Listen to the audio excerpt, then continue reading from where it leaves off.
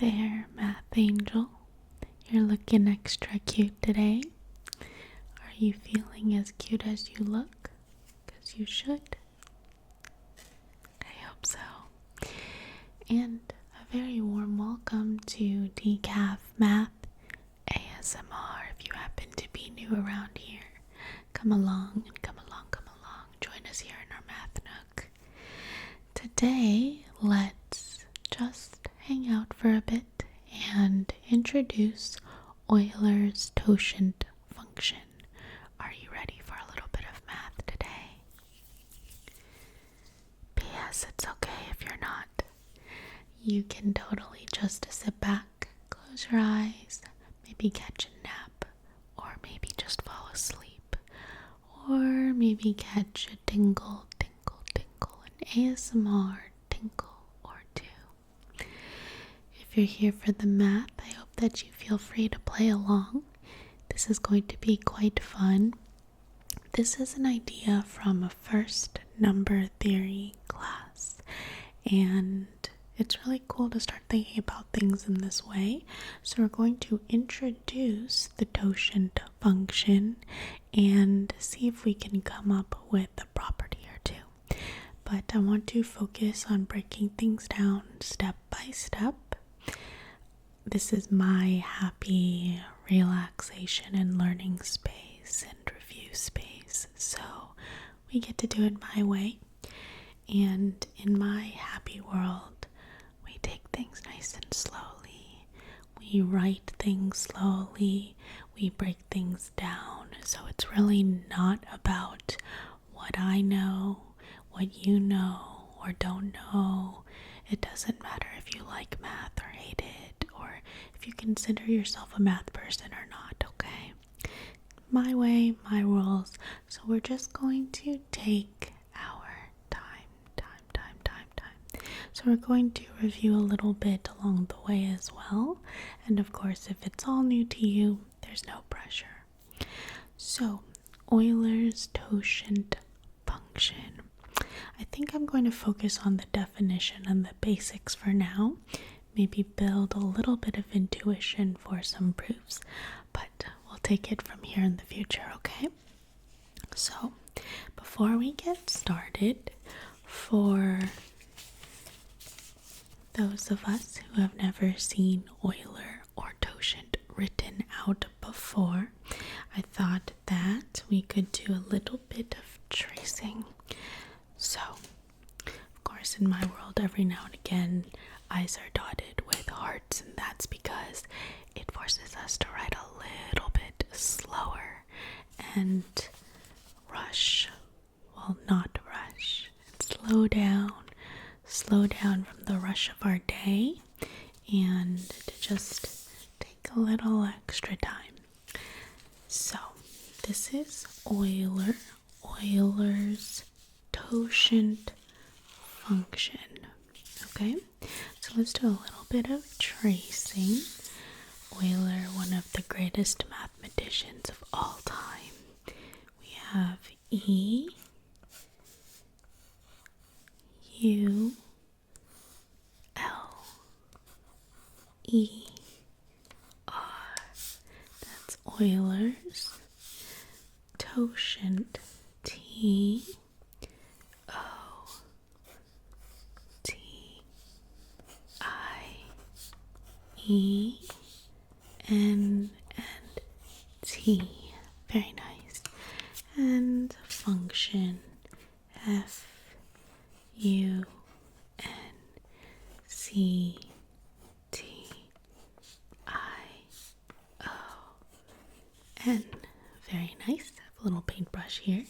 So we have Euler's totient function.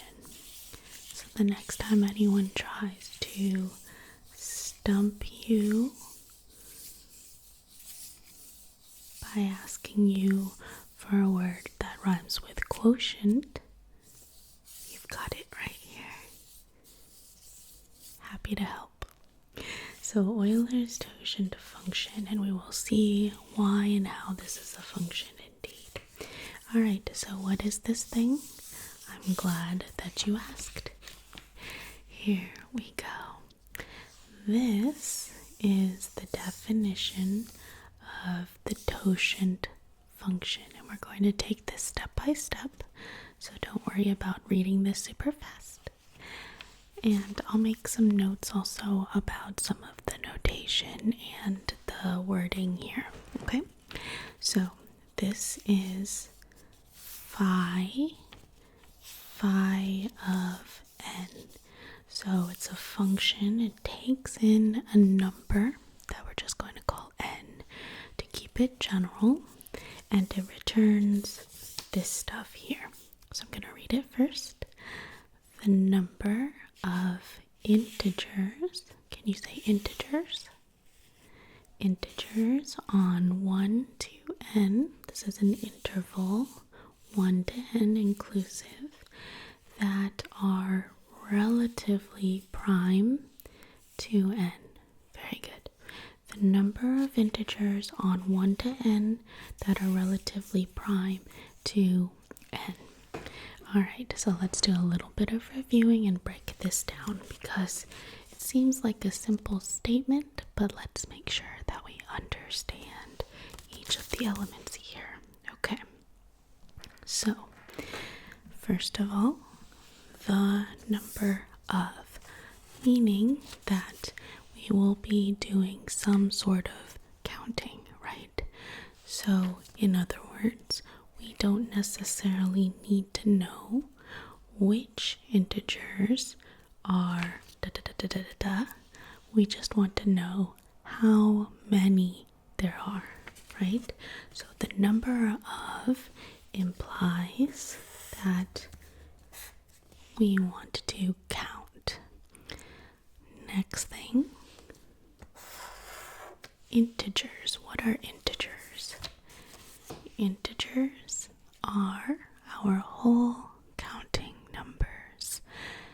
1, 2, 3, 4, 5, 6, 7, 8, 9, 10.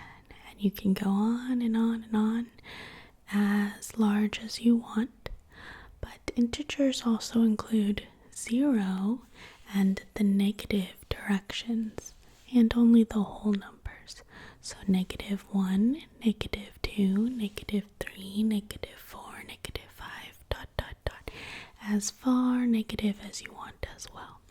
So from negative infinity all the way to positive infinity, with the 0 in there, and no decimals, no fractions, no square roots, nothing weird, just our whole numbers. Okay, those are our integers, but not just any integers here. We want only the integers on this interval. This is an interval from 1 inclusive, so including 1 itself, to n, whatever that n is. So this n is the same as this n, which is the same as this n. So if I give you a particular number, you just plug it into here. So this means start at 1, so 1, and maybe 2, 3, 4, depending on what n is. And since we're only looking at integers again, whole numbers, but starting from 1. So 1, 2, 3, 4, 5, ... So in this case, our integers on this interval are all going to be positive, and strictly positive, because we're starting with 1. Does that make sense? So if n is 4, we're talking about the interval 1, 2, 3, 4. Okay? But we're not just looking for the number of integers on this interval. We want only the number of the integers on this interval that are relatively prime to n. Now that's a big piece of this. Relatively prime to n. Okay, so again, this n is the same as the number that we are starting with. So we want to know phi of a particular number. In theory, we'd list out all of the integers from 1 to that number, and we check which ones are relative to my original n. What does a relatively prime, that is? What does relatively prime mean? That means that if two numbers are relatively prime, it means that their only common factor is 1. 1 and nothing else, okay? So, if you have a prime number, just like our definition of a prime number only has factors of 1 and itself and nothing else. So if you look at the number 5, only 1 and 5 go into 5 a whole number of times. Nothing else, not 2, not 3, not 4, right? So that's a prime number, just 1 and itself. Well, relatively prime numbers are kind of like that, but it takes a little bit more thinking in that. So if two numbers are relatively prime, their only common factor is 1. Okay, so in this case, relatively prime to my original number means that we are going to check each integer in theory, but down the line we come up with some shortcuts and cool conclusions to draw. But we go through 1, 2, 3, 4, up to n, and check each one and see how many of them only share a common factor of 1. Now they're going to at least share 1 because 1 goes into everything. So everything is relatively prime to 1, or 1 is relatively prime to everything, same thing. But we want to know how many of the others only share a common factor of 1 and nothing else, okay? And that's it. So why do we care about this? Because there's some really cool stuff in number theory, duh. So we're going to focus on this first and letting it sink in. There's no rush here. If your eyelids are getting heavy, as it is, it's totally okay to just let go and drift off to sleep, okay? It's all okay. But I think that this is quite cool, so I'm just going to keep on chatting to you in your direction. You can let the math wash around you. You can just play along too if you're still awake. Alrighty, so I'm just switching out some paper here. Alright, so let's look at a first example. I think sometimes it's easier to just go by examples and break down our definition, because sometimes we don't learn things right away. It doesn't matter if you have a whole entire page full of notes. It might make you feel a little bit smarter, but if nothing makes sense to you, it doesn't matter at all. What matters is what's slowly getting absorbed, and it's okay to not understand something right away, okay? Alright, so the number of integers on this interval. So how about we find phi of, let's do an interesting one first. Let's do 6.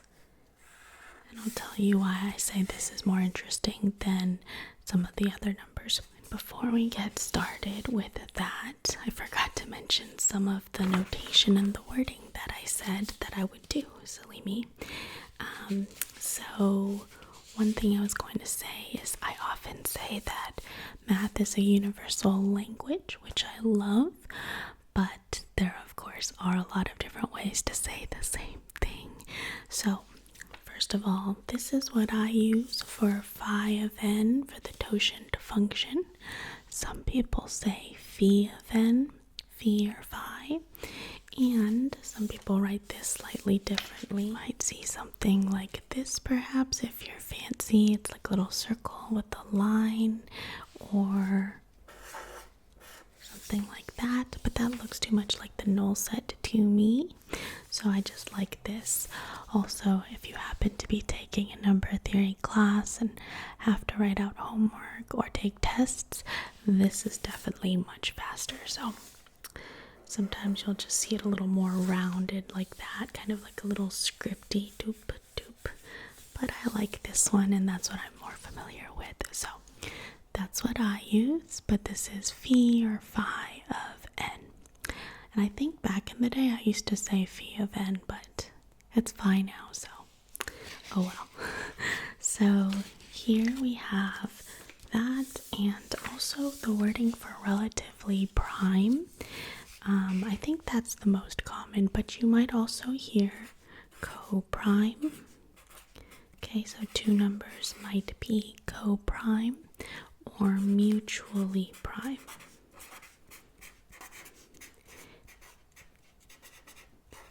Okay, coprime or mutually prime. And they all mean the same thing.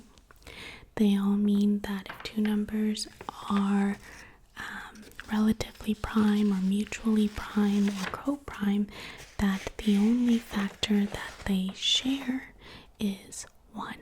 Okay, so the definition is the same. Alright, so just pick your favorite wording or, definition there, but like we said, math is universal. That should be a consistent definition conceptually, okay? Alright, so let's go back to our phi of 6. So we are looking for the number of, so again we are counting the number of integers on the interval from 1 to 6 in this case. So our number is 6. So what are the integers from 1 to 6? Well, that would be 1, 2, and you can count with me. Why count sheep when you can count integers here like this? 1, 2, 3, 4, 5, and 6. Okay, and we go one by one. How many of these are relatively prime to my original number 6? So let me get a different color here so we can count one by one. Like we said, 1 is relatively prime to everything, right? Because 1 goes into everything and 1 goes into 1 once. It's the only factor of itself, right? You can't break down 1 any further to integer factors. So factors are numbers that divide into the thing that we are factoring a whole number of times. So if I divided 1 into 2, or not the other way around, 2 into 1, then that would be 2 times 1/2, which is not an integer or a whole number anymore. So 1 is as broken down as possible. So only 1 goes into 1 and 6. So it's relatively prime. So that's a check. How about 2? So if we compare 2 and 6, are there any other numbers or factors that go into 2 and 6 other than 1? Now, that's an interesting one. When the numbers are small, sometimes we can click, click, click, click, click, click, click, click, click, and notice a little pattern like 6 is even. So 2 goes into 2 and 2 goes into 6. So there's another common factor other than 1, which would be 2 in this case. So they are not relatively prime. Same thing for 3 actually. 3 goes into 3 once, 3 goes into 6 twice. So they are not relatively prime. 1 is not the only common factor. Now how about 4? 4 and 6. Are there any numbers here that go into both 4 and 6 other than 1? So of course 1 does, because 1 goes into 4 times. 1 goes into 6 times. But you might notice that 2 also does. 2, because 2 times 2 is 4, 2 times 3 is 6, so no go. 5 is prime itself, so the only factors of 5 are 1 and 5, and 5 doesn't go into 6. So 1 is the only common factor here. So yes, 5 and 6 are relatively prime. And 6 is not relatively prime to itself because, of course, 6 goes into 6 and 6 goes into 6. So not only 1. So we have how many integers on this interval that are relatively prime to 6? 1, 2. Well, this is a 5, but there's 2 of them, right? So 1, 2.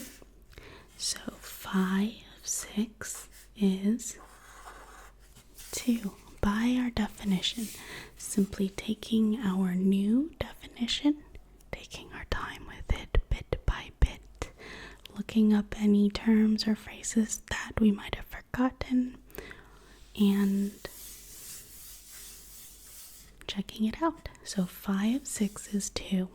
Okay, so I'm really excited. If this is the first time that you've ever heard of this, you can go around telling people that 5 of 6 is 2. The totient function, Euler's totient function. And the reason why this is really cool is that there are certain properties and fun conclusions that we can draw with this, and we can study the totient function for much larger numbers. So not just this, but this is already cool to think about. Now, before we get on with some of those and in future videos, I wanted to remind us of a little trick that we've actually talked about, I think, in a prime factorization video, and probably the concept was mentioned in a greatest common factor video through prime factorization. At least I hope I mentioned it, but we'll go over it here. So one little trick that might come in handy when we're dealing with larger numbers, actually it will come in handy, is that we can break down this number. So with 6, there's only so many numbers we can kind of guess and check, but it's a good idea to get in the habit of prime factoring things, especially in number theory. There's a lot of that. So what that means is to just break this down as far as you can until all the factors are prime or prime raised to some kind of exponent. So in this case, we have 6, which is 2 times 3, right? So we said prime numbers only have factors of 1 and itself. In other words, it's like a base number. You can't break it down any further because breaking down 3 into 1 and 3 is kind of redundant, right? It's like breaking things down until you have a root. So you just want to stop where it becomes circular again. So that's where you'd hit a prime number. So 2, 3, 5, 7. I have a nice long sleepy video with prime numbers. So you can check that out. I'll link it somewhere here in our space. But this one was just 2 times 3. The reason we do that is we notice that 2 and 2 is already there. So that's why you can see that 2 is in common with 2 and 6. 3, you can already see the base piece there. And for 4 is 2 times 2 or 2 squared. So there's actually a common factor of a single 2 here. So you can just read off the stuff that's in common. And so it might help to prime factorize the number that you're doing, or just prime factor it, and also the integers that you're checking out. Because if you see a common 2 here and a 2 here, then that's something else other than 1.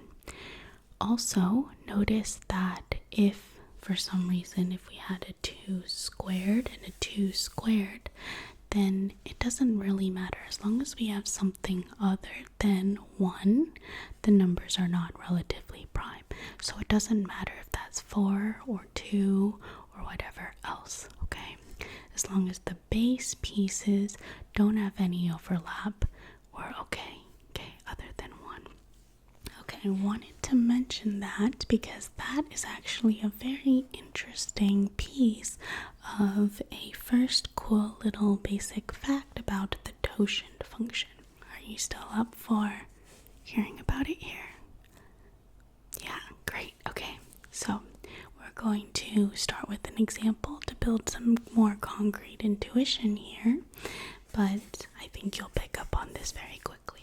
So the reason I said 6 is kind of a nice, when you start with an example, it's nice to start kind of small, right? We wouldn't want to start with 100 and list all of these. That would take forever, let alone maybe leave us with some human error. So it's good to start with something small, but a lot of the first few numbers, 2, 3, 5, 7, from 1 to 10, a lot of them are prime.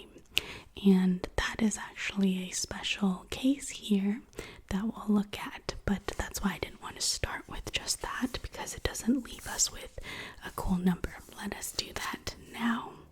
So let's say we have phi of 5. Okay, so 5 is a prime number. The only factors are 1 and 5. Okay, it's not even. 2 doesn't go into it, 3 doesn't go into it. Okay, so 5 is prime, and we are going to use this example to generalize what happens if the number is prime. So in other words, some p. We're going to look at this in general for prime numbers in general, but we're going to use 5 to just give us a little motivation behind this, but we're going to start to build a proof, okay? So phi of 5 for any prime number, we're going to start with the interval 1 to n, in this case 5. 1, 2, 3, 4, 5, okay?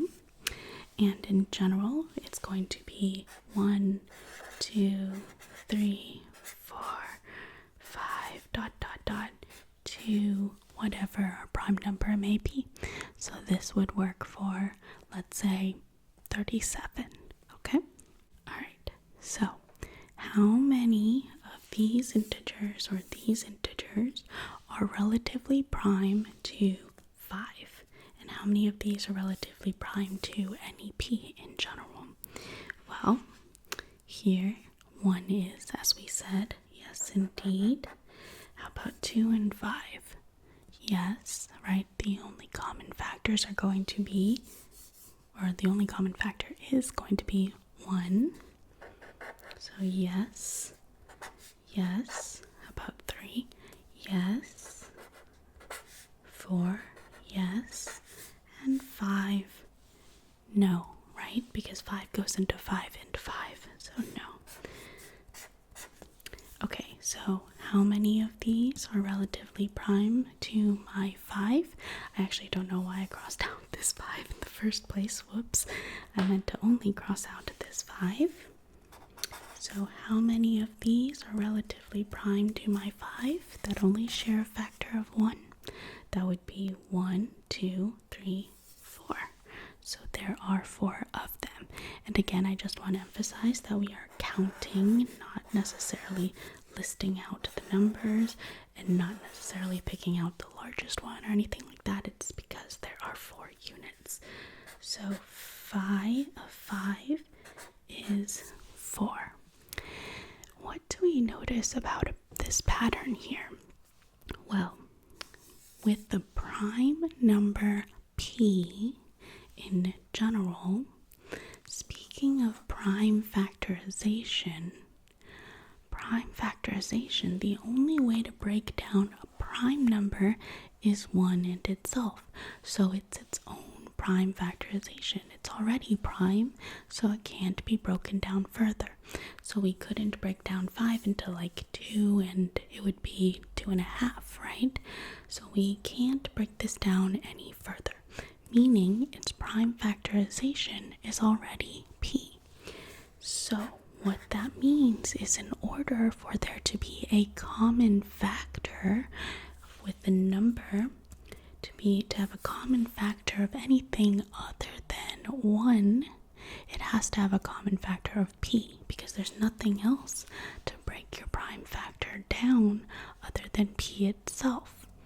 But if this is my p, if my largest number is p, this one's p in here for 5 and prime, but p in general, if that's my first multiple of p, everything before it is not going to have a factor of p. There's no way of breaking something down that is less than p into a factor that has p. So that means the only other factor left is 1. So everything up to p is going to be relatively prime. Same thing here. So in other words, how many numbers are there from 1 to the integer right before p, whatever that may be? So in this case it was 5, and 1 less would be 4. So we're only talking about integers, so there's only going to be p minus 1. And so from 1 to p minus 1 in general is going to have p minus 1 total numbers. And we're not off by 1, because from 1 to, let's say, 3, we have 1, 2, 3, literally 3 numbers. So it's going to be p minus 1. Isn't that neat? Well, we have our first little property here, which is that phi or phi of a prime number is simply 1 less than that number. So this can be for any prime number that you want. I can't think of something larger.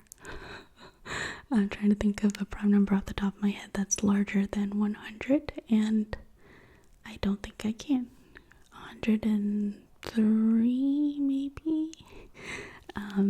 Just running through all the division rules, I think that's maybe 103.